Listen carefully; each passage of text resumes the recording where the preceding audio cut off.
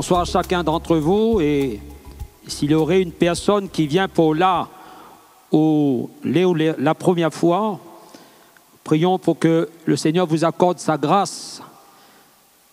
Le témoignage que nous rendons n'est pas simplement pour remplir un programme, mais c'est particulièrement pour signifier, pour affirmer que l'évangile que nous annonçons, que nous nous efforçons d'annoncer, non seulement ici, mais de par le monde, selon l'ordre que Jésus nous a donné, a pour but de démontrer à ceux qui veulent croire que l'évangile est réellement la puissance de Dieu.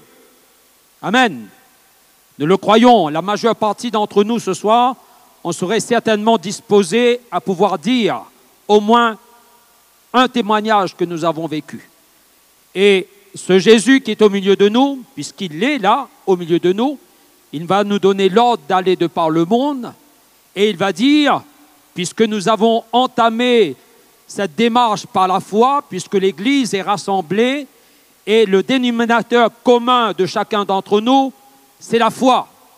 Si Jésus n'était pas là, mais puisqu'il est là, puisque nous croyons dans sa résurrection, nous croyons dans sa glorification, mais nous croyons aussi dans sa présence.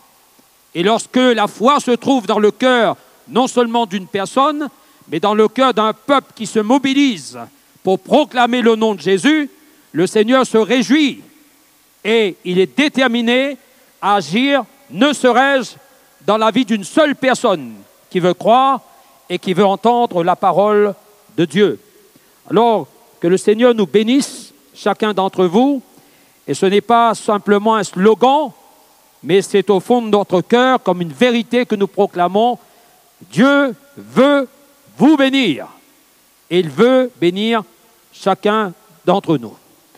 Alors le thème qui a été retenu pour toute cette semaine, cet événement de Actes 2025, ça ne vous surprendrait pas si je vous disais que le thème c'est Jésus le véritable. Il est le véritable. Et au travers de ce témoignage, nous avons encore une fois de plus la certitude qu'il est le véritable. Il n'y a pas il n'y a que de la vérité en Jésus. Jésus est la vérité. Il ne peut avoir qu'en lui que la vérité et la vérité seule. Et cette vérité, elle est consignée dans la parole de Dieu que nous avons lire. J'ai choisi pour cette réflexion le verset 37 de l'évangile de Marc. Si vous avez votre Bible, que ce soit le livre, que ce soit sur le téléphone, qu'importe, l'essentiel c'est que vous l'avez sous les yeux et vous pourrez facilement trouver cette référence. Sinon, retenez cette référence, Marc 7, 37, où après que Jésus ait exercé l'autorité sur une jeune fille qui était possédée d'un esprit impur, pour ne pas dire qu'elle était sous la domination d'un démon. Si les gens ne croient pas, si les démons existent, il y a deux réalités spirituelles qui existent dans ce monde dans lequel nous sommes. Et si quelqu'un l'ignore, j'aimerais vous le dire. Il y a la réalité donc spirituelle qui est attrait à la personne de Dieu, de Jésus, qui est une réalité que nous souhaitons pour chacun d'entre vous. Mais il y a la réalité aussi de ce monde de ténèbres qui régit sous l'autorité de Satan. Et nous ne pouvons pas nous nier l'existence de la puissance du mal. Nous le constatons malheureusement. Ça ne passe pas un jour où on entend des drames, on entend des faits, on entend des événements qui a attrait à la puissance du mal. Nous ne nous réjouissons pas de cela. Mes chers amis, il y a aussi la réalité de la puissance de Dieu. Amen. Et l'Église que nous représentons, chacun d'entre nous, nous sommes de ceux qui véhiculent la puissance de Dieu. Puisque Dieu est avec nous, Dieu est avec sa parole. Et lorsque celle-ci est annoncée, le Seigneur se dispose à glorifier sa parole dans un cœur, dans une vie qui voudrait bien mettre sa confiance dans cette parole. Alors, ce verset de Marc 7, 37, après que Jésus ait délivré de cette jeune fille qui était possédée, il nous est dit que la maman avait entendu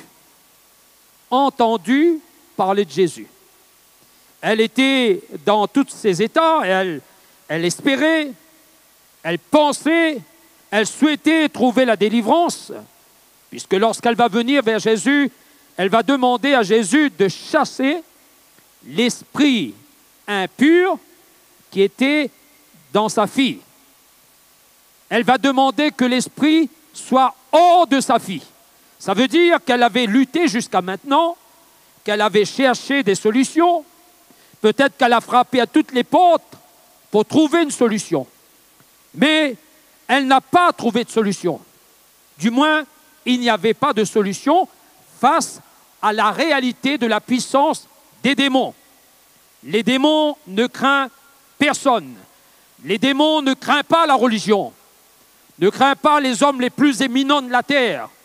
Le démon, il ne tremble qu'au nom de Jésus. Et chers amis, nous ne devons pas avoir honte du nom de Jésus. Nous ne devons pas avoir honte de chanter le nom de Jésus. Et nous chantons plus qu'un nom, nous chantons une personne qui est réelle au milieu de nous et dans le cœur de chacun d'entre nous.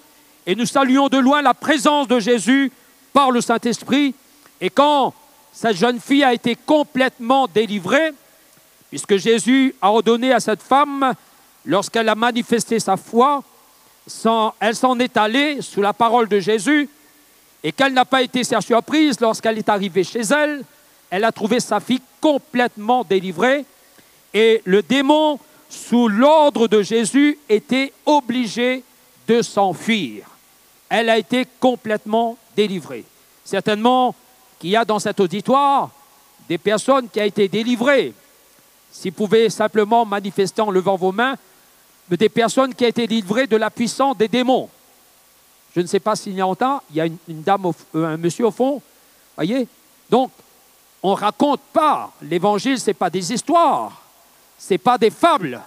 L'évangile, c'est la vérité. Et une vérité auquel nous sommes amenés à vivre, si nous le souhaitons. Alors, et lorsqu'ils ont vu cela, quelque temps plus tard, il nous est dit que Jésus, toujours dans l'exercice de son ministère, et on lui amena un sourd qui était aussi muet, qui avait des difficultés à parler. Alors ils avaient raison d'amener ce malade à Jésus.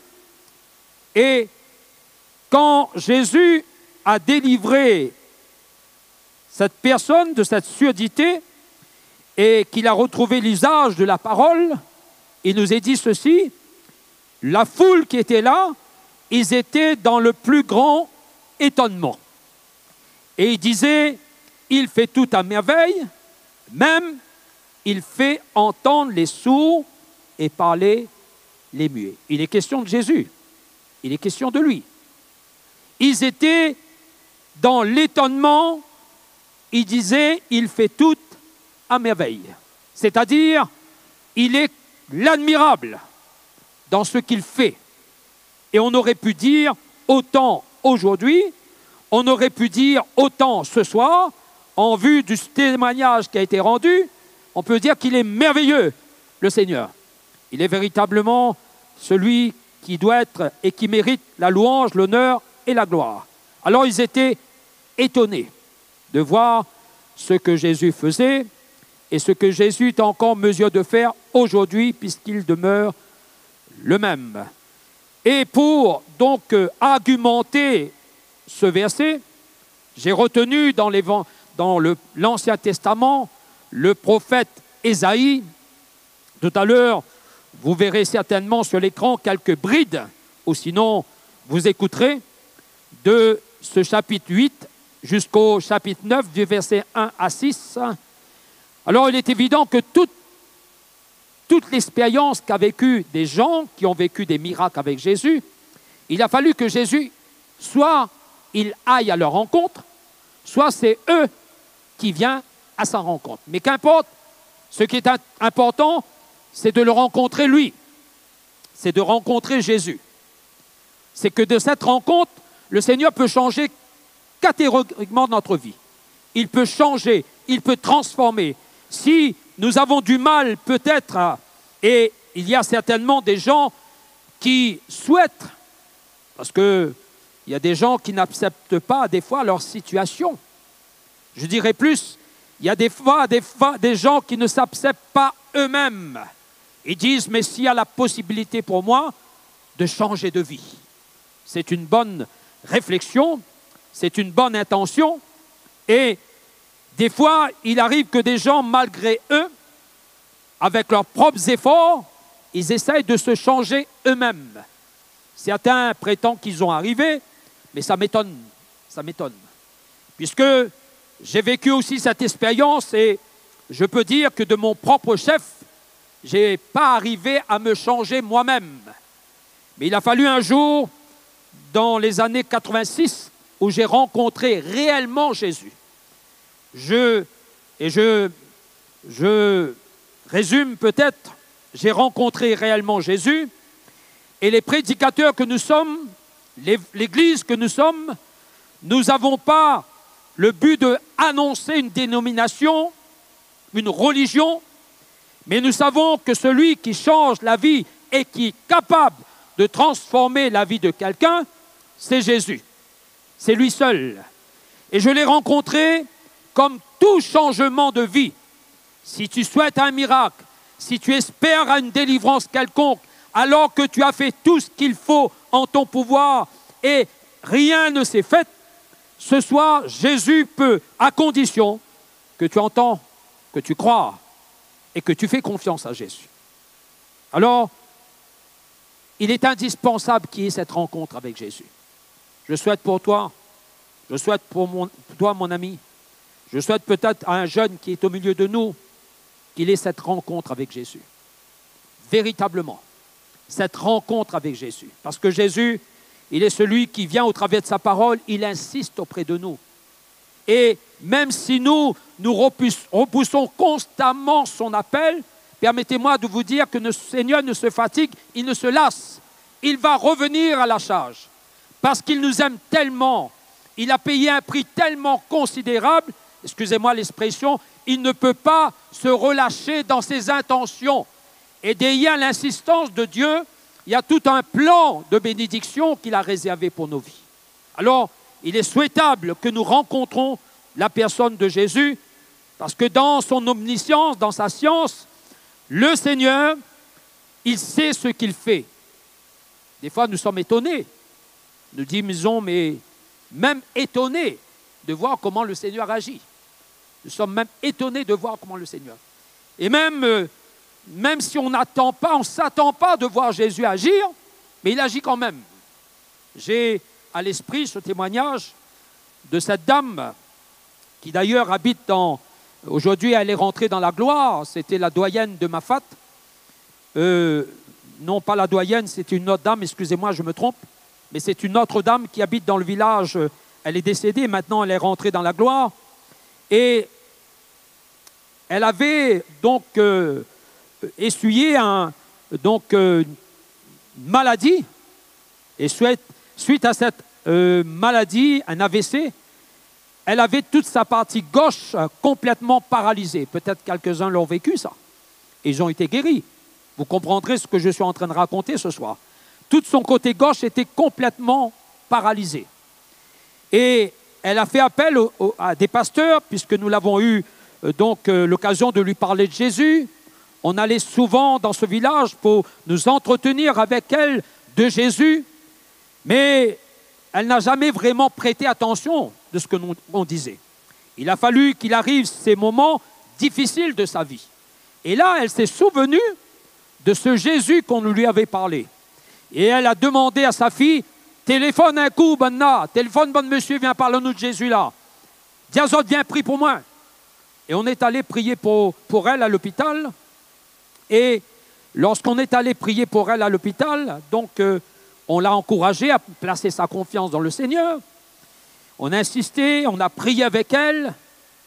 Et on ne savait pas exactement qu'est-ce qu'elle avait. Honnêtement, devant Dieu, on ne savait pas ce qu'elle avait.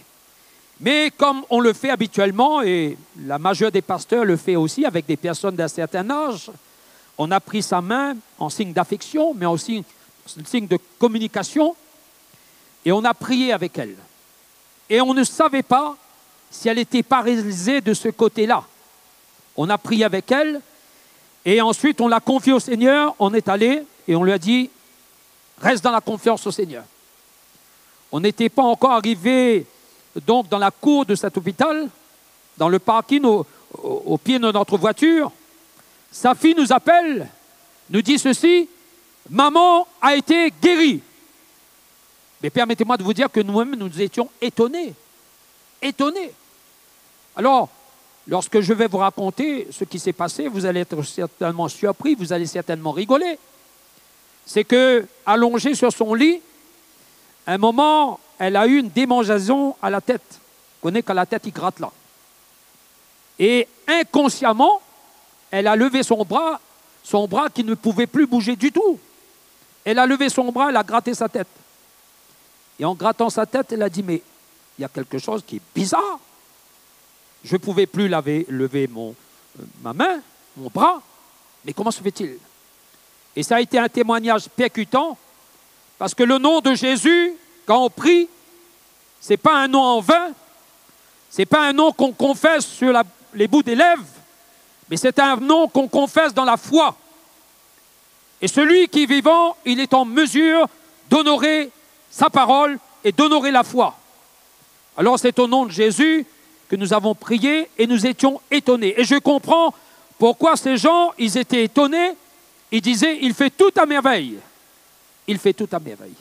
Alors dans le prophète Ésaïe, je vais simplifier au maximum, le prophète parlait en son temps d'une catégorie de personnes qui étaient assis dans l'ombre de la mort, qui marchaient dans les ténèbres.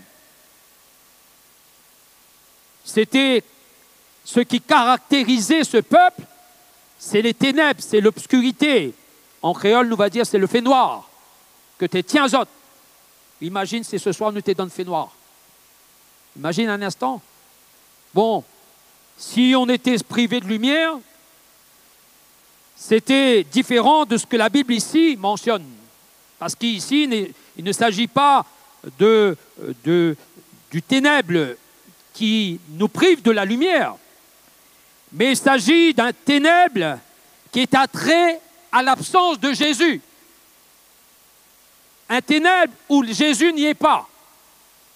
En d'autres termes, si Jésus n'est pas dans une vie, nous sommes dans les ténèbres. Nous sommes dans l'obscurité. Nous marchons dans l'obscurité, nous ne savons pas où nous allons. Du moins, nous savons où nous allons, humainement parlant. Mais spirituellement parlant, nous ne savons pas. Nous avons besoin de la vérité pour nous faire comprendre où nous allons spirituellement parlant. Parce que la Bible nous dit que toute voie paraît droite aux yeux des hommes, mais la fin, c'est la mort. Et les gens pensent que souvent, leur vie dépend d'une religion. Si maintenant on a la religion, ça me convient. Mais la religion ne nous donne pas l'accès à l'éternité. La religion nous ferme la porte de l'éternité. La philosophie, qu'importe ce qu'on peut vous proposer sur la terre des hommes, ne peut solutionner le problème de l'éternité. Il y a deux réalités, chers amis. Il y a l'éternité avec Dieu, ce que nous souhaitons pour chacun d'entre vous. Et s'il serait une seule personne ce soir qui n'a pas encore fait cette expérience de l'acceptation de Jésus comme étant la véritable lumière qui en venant dans ce monde éclaire tous les hommes, il est encore dans les ténèbres. Il ne sait pas où il va. Et même s'il est persévérant dans sa conviction, il va mourir dans un état de perdition. Cet autre témoignage que je raconte pour alimenter, pour agrémenter aussi le message, pour vous montrer que ce n'est pas de la poésie, ce n'est pas des fables l'évangile, c'est la puissance de Dieu. Cette autre personne qui entendait l'évangile, mais qui ne faisait aucun cas de l'évangile. Et lorsque sa fille lui parlait des merveilles de Dieu, ce que Jésus avait fait dans sa vie, elle disait, c'est bien ma fille, c'est bien, je vois que l'évangile a changé ta vie.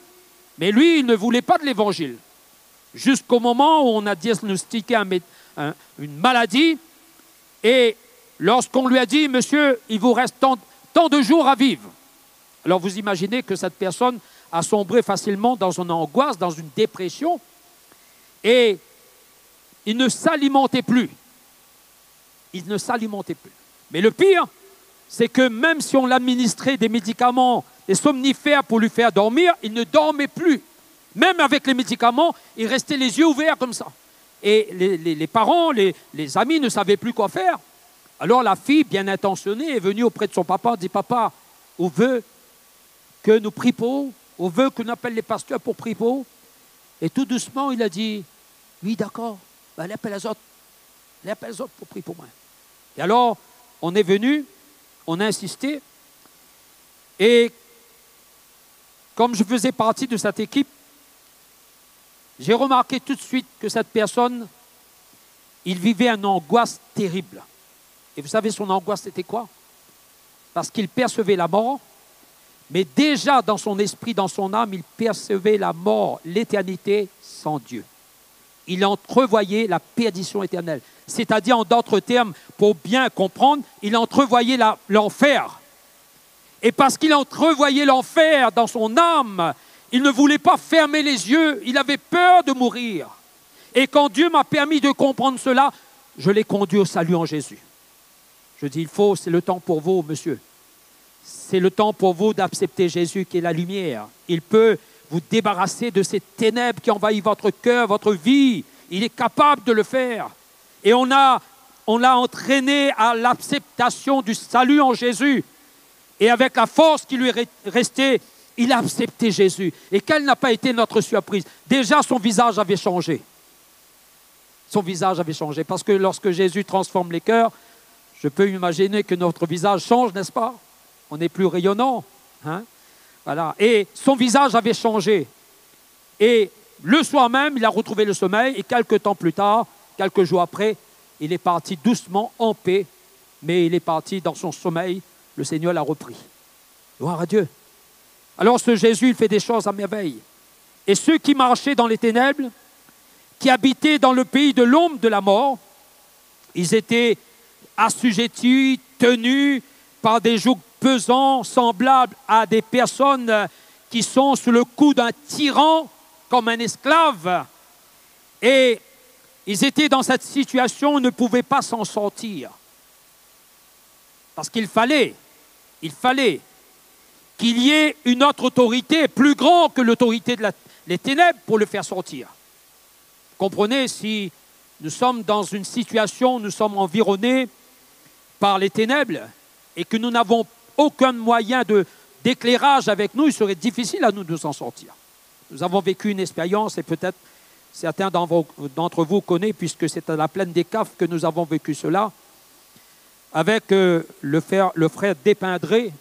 Je ne sais pas si vous le connaissez certainement. Hein? Et un jour, avec un groupe d'ados, on était en colonie, on nous a menés là-haut et le frère nous a conduits dans des cavités, alors dans des tunnels de lave, et il nous a dit, maman, il amène votre lampe. Et nous toutes l'amènent notre lampe. Mais au milieu de ce tunnel, il nous a fait cette expérience.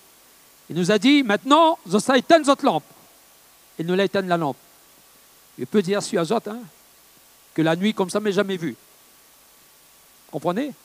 Et la plus petite lumière qui brille dans l'obscurité est pour nous une source de salut. Ça nous donne de l'espérance. Ça nous donne de l'espérance. Et vous voyez, quand la Bible parle ici des ténèbres, de ceux qui étaient assis, non pas qu'ils voulaient s'asseoir, mais ils ne pouvaient plus s'en sortir. Alors, ils avaient pris l'habitude de se conforter et de dire peut-être, c'est comme ça. Il faut que je vive comme ça. Il faut que je m'habitue à cette situation. Il faut que je m'efforce. Il y a trop de gens aujourd'hui encore, face à des situations qui sont sur leur vie, face à des situations qui incarnent ce qu'on parle ce soir comme un sentiment, être envahi par l'obscurité, par les ténèbres, pour ne pas dire par la puissance des ténèbres qui envahissent nos cœurs. Et il y a encore des gens qui nous disent, Ben monsieur, c'est comme ça, peut-être que cela vient de Dieu. Non, cela ne vient pas de Dieu. Parce que Dieu, c'est le Dieu de la vérité. Et l'Évangile, c'est la vérité. Jésus est la lumière qui chasse les ténèbres. Et on ne peut pas accepter de vivre dans de telles situations. Lorsqu'on est envahi par les ténèbres, lorsqu'on est envahi par une situation, ne vous conformez pas à ce genre de situation. Parce qu'il y a bien quelqu'un qui se plaît de vous voir dans telle situation, c'est le diable, parce qu'il cherchera toujours à vous enfoncer de plus en plus. Mais même si vous tombez le plus bas possible, Jésus viendra vous chercher là où vous êtes et vous éclairera. Il vous retirera de cette situation. Je raconte ce témoignage de cette dame et cette famille particulièrement qui habitait ou qui habite toujours dans ce quartier du Chaudron que tout le monde connaît. Et dans leur case, c'était les ténèbres, c'était la nuit, c'était l'obscurité. Et ces gens, on leur parlait de Jésus, mais là aussi, ils ne voulaient rien entendre. Je ne sais pas pourquoi 3 fois je dis, on parle de Jésus, et les gens ne veulent pas entendre. Peut-être qu'il y a quelqu'un ce soir qui entend l'Évangile, mais ton cœur est fermé. Tu écoutes ce soir, mais ton cœur est fermé. Ton cœur est fermé. Tu n'es pas intéressé par l'Évangile. Tu n'es pas intéressé par Jésus. Ce qui t'intéresse, c'est d'autres choses, mais ce n'est pas Jésus. Mais Jésus était intéressé par toi. Je veux te dire pourquoi Jésus est intéressé par toi. Parce qu'il a un plan pour ta vie. Tu penses que tu es ce que tu es et tu ne changeras pas. Tu penses que tu ne peux pas être autre chose que ce que tu es, parce que tu es conditionné à un état d'esprit. On t'a dit de toute façon, tu ne seras pas meilleur que ce que tu es. J'aimerais te dire peut-être que tu as fermé ton cœur, tu ne veux pas entendre ce qu'on dit l'Évangile et toute cette semaine tu as entendu, mais ton cœur est fermé. Mais Jésus va insister.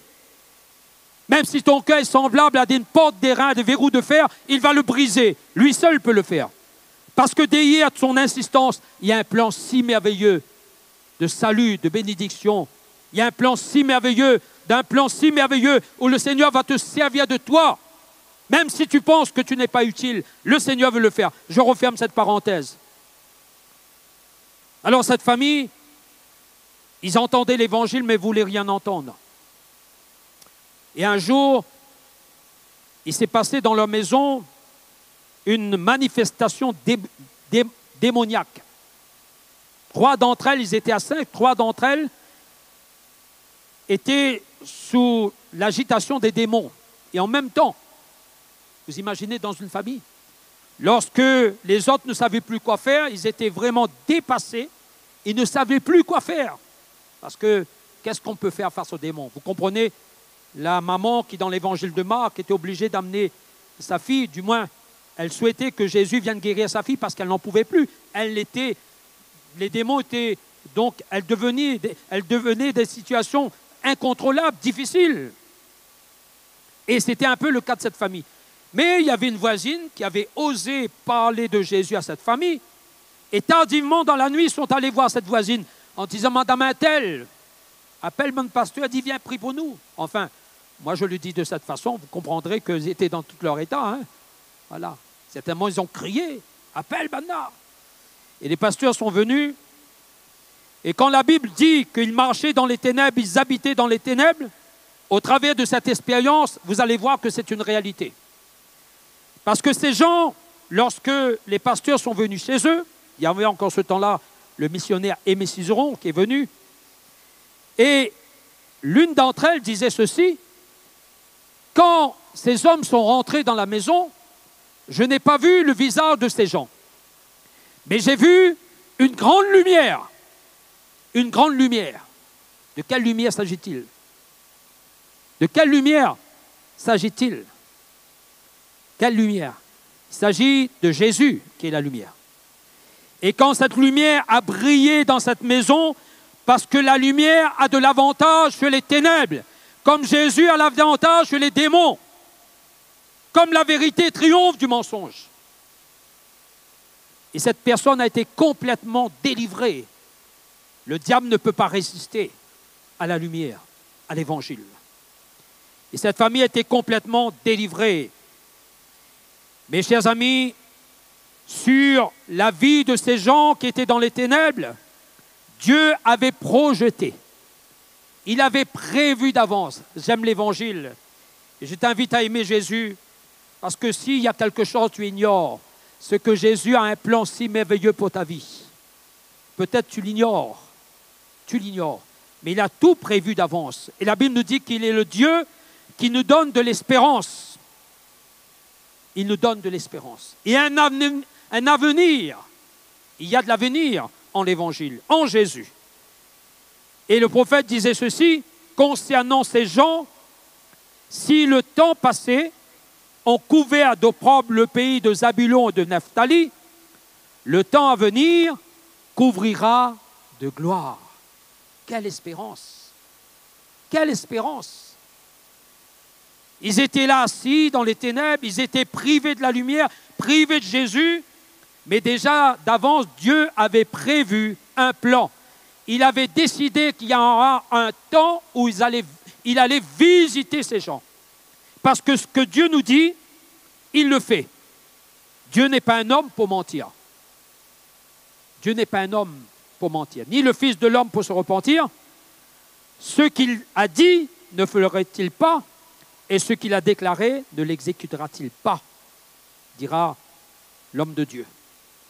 Il ne ment jamais. Il fallait que cette parole s'accomplisse. Il fallait que cette parole s'accomplisse. Voyez-vous?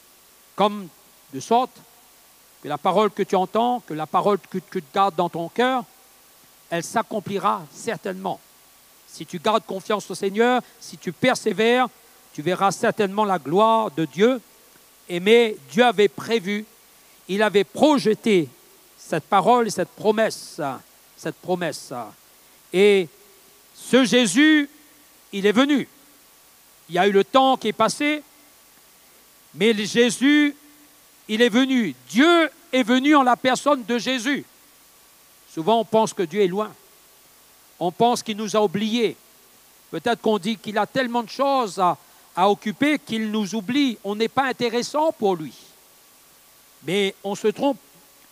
Et ce peuple de Zabulon, de Nephtali, il nous est dit que Jésus, au moment voulu, au temps marqué, lui qui était l'incarnation de Dieu, puisque Dieu disait ceci, et le prophète disait ceci en son temps, vous lirez ça dans le prophète Ésaïe, au chapitre 35, Dieu disait déjà ceci, le prophète disait, il viendra lui-même et vous sauvera. Il y a de l'espérance, non? Quand on est retenu, quand on est pris par maladie incurable, quand on est tenu par l'oppression, la dépression, on ne sait plus comment faire, il y a de l'espérance en Jésus. Il viendra lui-même et vous sauvera. Et Jésus est venu. Conformément à ce qu'il avait dit, vous l'aurez le texte qui est en rapport avec le prophète, avec la prophétie du prophète, qui s'est accomplie quelques années après, parce que Dieu finit toujours à accomplir sa promesse. Matthieu 4, 13 à 17, il nous est dit que Jésus quitta Nazareth, il vint demeurer à Capernaum, situé près de la mer dans le territoire de Zabulon de Nephtali, afin que s'accomplisse ce qui avait été annoncé par Ésaïe le prophète. Alors le prophète n'était qu'un instrument. Lui, il parlait de la part de Dieu. Mais celui qui a fait la promesse, ce n'est pas le prophète, c'est Dieu au travers du prophète qui a fait la promesse. Et lui, il va honorer sa parole. Il va honorer. Et Jésus est venu parce que c'est en Jésus que le Père voulait accomplir toutes ses promesses. Et le Saint-Esprit dit dans l'Épître aux Hébreux, après avoir parlé par nos pères dans les temps passés, Dieu dans ces derniers temps. Et ces derniers temps, nous le connaissons, nous le vivons depuis que Jésus est venu jusqu'à ce qu'il revienne, est considéré et qualifié comme les derniers temps, les temps de la grâce de Dieu, où quiconque d'entre nous peut venir à Jésus tel que nous sommes, même si nous sommes acculés, même si nous sommes méprisés par les hommes, nous pouvons venir cependant à Jésus. nous pouvons nous approcher de lui. Et lui s'approchera de nous pour qu'il accomplisse dans notre vie ce qu'il a prévu d'accomplir, à condition que nous croyons et que nous acceptons, afin que ça s'accomplisse ce que le prophète avait annoncé. Le peuple de Zabulon, de Naphtali, de la contrée voisine de la mer, du pays au-delà du Jourdain, de la contrée des païens, ce peuple assis dans les ténèbres a vu une grande lumière. Gloire à Dieu. Et cette lumière, c'est Jésus. Et sur ceux qui étaient assis dans la région de l'ombre de la mort, la lumière s'est levée. Dès ces moments, Jésus commença à prêcher et à dire « Repentez-vous, car le royaume des cieux est proche. » Le royaume des cieux est proche. Chers amis, je peux m'empêcher de dire, depuis que l'Évangile est prêché, nous qui croyons dans ces temps qui sont les derniers, nous sommes encore plus près du royaume de Dieu. Parce qu'il vient le royaume de Dieu, en la personne de Jésus. Et aussi vrai que Jésus est monté au ciel, il va revenir. Parce qu'il a dit, il a déclaré, et il va revenir. Mais est-ce que nous serons prêts à son retour? Est-ce que nous serons de ceux qui ont pris la décision de l'accepter? On accepte tellement de choses dans notre vie, n'est-ce pas? On accepte tellement de choses. Des choses qui ne sont pas fondées, dont nous ne connaissons pas. Je connais une personne particulièrement qui un jour a accepté une invitation d'un ami. Qu'est-ce qu'il y a de mal à accepter l'invitation d'un ami? Mais cependant, c'est sur les réseaux sociaux. Et cette personne lui a demandé, est-ce que tu veux être mon ami? Lui, il a dit oui. Il a dit oui. Et il a fini par être tourmenté par les démons. Tourmenté par les démons. Au point où il était prêt à quitter son épouse, sa famille, pour aller avec une inconnue. Pour aller avec une inconnue. Il suffit simplement d'un clic. Et on est dans les chaînes, on est dans les prisons. Et il y a tant de jeunes qui, aujourd'hui, même aussi les moins jeunes, en moins d'un clic, on peut être esclave de quelque chose. On peut être prisonnier. On peut sombrer à tout moment dans l'obscurité le plus profond. Et ça a été son cas. Heureusement que Jésus est passé par là. Heureusement qu'on a prié. Et que tout d'un coup, il est revenu à la raison. Et toute cette pensée qui le poursuivait, le Seigneur l'a dégagé. Il a dû se repentir, demander pardon à Jésus, demander pardon à son épouse. Aujourd'hui, il a retrouvé de l'équilibre dans son foyer. Mais tout cela pour vous dire que le Seigneur souhaite que vous reveniez à lui. On ne vous parle pas d'une religion, on vous parle de Jésus qui est vivant. On vous parle de celui qui vous a aimé et qui a donné sa vie. Peut-être que tu es dans l'ignorance de cet amour-là, mais lui, il t'aime. Il a donné sa vie pour toi. Il accepte simplement que tu l'acceptes comme Seigneur et Sauveur. Que tu viennes à lui tel que tu es. Tel que tu es. Jésus n'est pas venu pour les justes, il est venu pour les impies, pour les pécheurs. Il désire simplement que le pécheur se repent. Et si tu es dans une situation de maladie, si tu vis des choses similaires à ce peuple qui était assis dans les ténèbres, tu ne te comprends plus, tu es tourmenté, le Seigneur peut te délivrer parce qu'il a la véritable lumière qui, en venant dans le monde, éclaire tout le monde. Et j'ai envie de te dire, sors de tes ténèbres. Sors de cette vie sans Jésus. Viens véritablement à la lumière. Jésus est la lumière. Il t'éclairera, il te mettra au large. Il te mettra au large. Je suis la lumière du monde. Et celui qui me suit ne marchera pas dans les ténèbres, mais il aura la lumière de la vie. Alors, est-ce que tu veux croire? Peut-être que la situation que tu vis, c'est une situation qui incarne l'obscurité. Mais Jésus est la lumière. Et la véritable lumière qui, au travers de l'Évangile, éclaire tous les hommes. Et tu as entendu l'Évangile et cet Évangile a commencé ce travail dans ton cœur où il commence à t'apporter cette lumière. Mais quand la lumière véritable paraît, les ténèbres se dissipent. Elle disparaît. Elle disparaît pour ne plus venir. Alors je dirais ceci en conclusion. Quand tu liras le prophète Ésaïe, tu verras une chose. Le prophète pouvait dire ceci, qui s'est accompli ensuite en Jésus.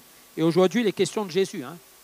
Il n'est plus question du prophète, il est question de Jésus. Parce que toutes les promesses de Dieu se sont accomplies en Jésus. C'est lui. Alors, le prophète disait, Mais les ténèbres ne régneront pas toujours sur la terre où il y a maintenant des angoisses. C'est vrai pour une personne, peut-être c'est vrai pour une famille, peut-être c'est vrai pour une nation, mais j'aimerais dire que c'est vrai pour le monde. Et le monde dans lequel nous vivons, c'est un monde qui vit dans l'angoisse et on ne sait pas où on va. Mais quand on est chrétien, on sait où on va. Parce qu'on a pris le chemin. Jésus est le chemin. La vérité et la vie, elle nous conduit à Dieu. Et nous savons où nous allons. Mais le monde ne sait pas où il va. Et pourquoi l'évangile est prêché? Mais les ténèbres ne régneront pas toujours sur la terre où il y aura maintenant des angoisses. Et peut-être ce n'est pas sur la terre qu'il y a l'angoisse, c'est dans ton cœur. Mais Jésus veut te délivrer. Jésus veut te mettre au large. Alors si vous voulez, chers amis, après avoir prêté cette attention à ces quelques mots, nous pourrons maintenant nous adresser à Jésus. Lui adresser quelques paroles, quelques mots. Et là où tu es, le Seigneur sait où tu es. Il sait déjà. Et ce soir, ce n'est pas un temps qui est assimilé à un hasard. Ce temps, c'est un rendez-vous divin. C'est un rendez-vous que Dieu a souhaité pour ta vie. C'est ce soir la décision. C'est ce soir la transformation. C'est ce soir la guérison. C'est ce soir la délivrance. Parce que Jésus est là. C'est aujourd'hui le jour du salut. C'est aujourd'hui de la délivrance. Et nous-mêmes, nous avons vécu cette expérience et nous savons de quoi nous parlons. Jésus est présent par son esprit et parce que sa parole est annoncée, il va dire « Allez annoncer la parole de Dieu ». Et Jésus s'engage en disant « Je suis avec vous jusqu'à la fin du monde ». Alors s'il est là, on est conscient que c'est lui qui va confirmer sa parole. Il va te prouver. Et nous pourrons dire, comme ces gens qui ont dit, du moins je le souhaite que cela se passe pour ta vie, j'aimerais qu'on puisse le dire, et qu'on puisse le dire comme ces gens disaient, à l'issue de ce temps de prière, les gens ils étaient dans l'étonnement et disaient, il fait tout à merveille, même il fait, il rend possible ce qui est impossible. Même il fait, il change les cœurs des gens. Même il fait, il guérit les malades. Même il fait, il pardonne les péchés. Ça, c'est Jésus. Et nous voulons croire dans ce Jésus que nous allons invoquer. Alors nous allons nous recueillir là où vous êtes. Et si quelqu'un ne sait pas encore comment s'adresser à Jésus, mon ami, simplement parler avec lui. Comme tu parlerais à un ami intime, comme tu dirais à des choses intimes à une personne de confiance, parle à Jésus comme tu parles à un ami de confiance. Dites-lui tout. Dites-lui toute la vérité. Et bien qu'il le sache. Mais dites-lui surtout que tu veux croire en lui, tu veux le faire confiance. Abandonne ta vie en Jésus. Abandonne-lui ta vie. Fais-lui confiance. Et tu verras que le Seigneur ne manquera pas d'agir par sa parole. Et cette parole deviendra en toi puisque tu crois à la puissance de Dieu qui libère. Gloire à Dieu. Notre bon Père Céleste, c'est dans le merveilleux nom de Jésus que nous te prions, qui nous donne accès à la grâce de Dieu, qui nous donne accès au trône de Dieu, qui nous donne accès à toute cette provision de Dieu qui est déversée sur nos vies, Seigneur, à cause de Jésus. Et nous voulons nous approprier cette grâce. Nous voulons le croire. Nous voulons croire que seule ta présence peut marquer la différence, que ton esprit peut libérer un cœur et libérer un esprit qui est sur le coup des ténèbres. Tu peux rendre libre l'opprimé et briser les liens qui tiennent l'homme dans la captivité. Dans le nom de Jésus, que ceux qui veulent prendre la décision d'accepter Jésus comme leur Seigneur et Sauveur, de lui donner la place qui lui revient dans leur cœur, Seigneur, que tu les bénisses et que tu les remplis de ta présence. Que ton nom seul soit glorifié et sanctifié, Jésus. Merci, Seigneur. Nous allons peut-être avoir un temps tout à l'heure pour ceux qui sont malades, ceux qui veulent qu'on prie pour eux, en leur imposant les mains selon l'Évangile. Mais on aimerait avant tout peut-être adresser un appel. Alors ce temps, c'est un temps de solennité, de respect devant Dieu. Peut-être qu'il y a parmi nous une seule personne. Bien que Dieu veut sauver la foule, mais s'intéresse à nous d'une manière personnelle, parce qu'il nous connaît parfaitement. Peut-être que tu poursuis ton chemin jusqu'à présent, mais tu sens bien que ce chemin est pavé d'obscurité, est pavé des ténèbres, tu ne te retrouves plus. Peut-être qu'à l'issue de de la prédication, tu comprends qu'il est temps pour toi maintenant de donner ta vie à Jésus. Il est temps que la véritable lumière vienne dans ta vie, t'éclaire. Parce que tu es un peu perturbé, tu es un peu troublé. Y aurait-il quelqu'un ce soir, dans cet auditoire, qui voudrait prendre position pour Jésus? Prendre position pour Jésus. S'il s'en trouve là où tu es, pendant que nous avons nos têtes baissées, il y a certainement une personne. Si c'est ton cas, mon ami, lève ta main là où tu es. Que ce soit un jeune, que ce soit une personne qui vient pour là où les premières fois, depuis quelque temps, tu suis l'Évangile. S'il y a une personne qui prend cette décision, tu ne le fais pas pour me faire plaisir. Tu le fais parce que tu veux répondre à l'appel de Jésus. Tu veux le répondre à l'appel de Jésus. Tu veux répondre parce que Dieu a un plan si merveilleux pour ta vie. Je ne veux pas trop insister, mais s'il y a une personne qui veut lever sa main là où il est, je prierai pour lui, je prierai avec lui, afin que véritablement Jésus vienne habiter dans ton cœur, faire sa demeure en toi. Et tu verras que les choses changeront. Oh, béni soit ton nom, Jésus. Seigneur, étends ta main. S'il s'en trouve quelqu'un qui est dans l'hésitation, dans la retenue, Seigneur, et malgré cette retenue, viens le visiter. Viens le toucher. Viens visiter son cœur et sa vie. Qu'en sortant de ce lieu, Seigneur, ils ne se reconnaissent plus parce que tu es le Dieu qui change la vie, qui transforme les vies. Accorde-lui toute ta grâce maintenant et que dans ce prochain service de baptême, on puisse le voir s'engager avec Jésus. Oh notre Dieu, nous te remercions et nous bénissons ton nom.